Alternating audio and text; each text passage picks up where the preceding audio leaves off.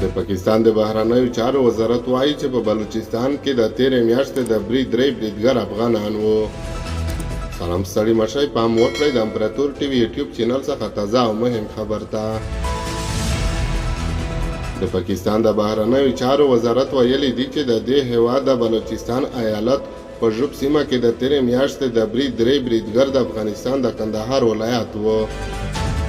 د نورسپانې پرون پنجشنبه د پاکستان د بهرنیو چارو وزارت د ویان په وینا لیکلي دي چې په اسلام آباد کې د افغانستان اسلامي امارت له سفارت څخه غوښتل شوي دي چې د دې ترورستانو مړي دې ترلاسه کړي. د جولای میاشتې پر 12مه د بلوچستان ایالت په ژوب سیمه کې وسلوالو بریدګرو د پاکستان د امنیتي ځواکونو د پلټنې پر یوه پوسته برید وکړ. په دې برید کې 11 پاکستاني امنیتي ځواکونه او 15 بریدګر وژل شوي وو. اوس د پاکستان د بهرنیو چارو وزارت وایي چې په دې بریدګرو کې 3 تنه د افغانستان د کندهار ولایت وګړي دي.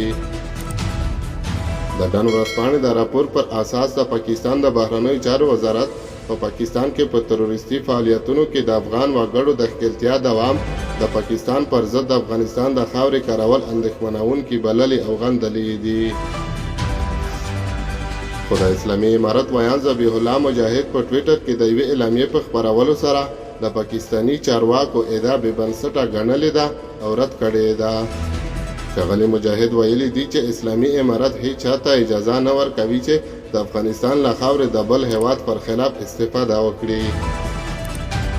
ښاغلي مجاهد له پاکستاني چارواکو غوښتي دي چې خپل امنیتي اندېښنې دي په مستقیمه توګه له اسلامي امارت سره شریکې کړي، نه دا چې په رسنیو کې بې ځایه ادعاوې وکړي او عامه ذهنیت مغشوش کړي. د ویلي دي دا ادعاوې د دواړو هیوادونو د ملتونو په ګټه نه دي. په پاکستان کې د وروستیو وسلوالو بریدونو وروسته د دې هیواد چارواکو په پراخه توګه پر اسلامي امارت انتقاد کړی دی او له دوی غوښتي دي چې د ترورستانو له لوري د افغانستان د خاورې د نه استفادې ژمنه د عملي کړي.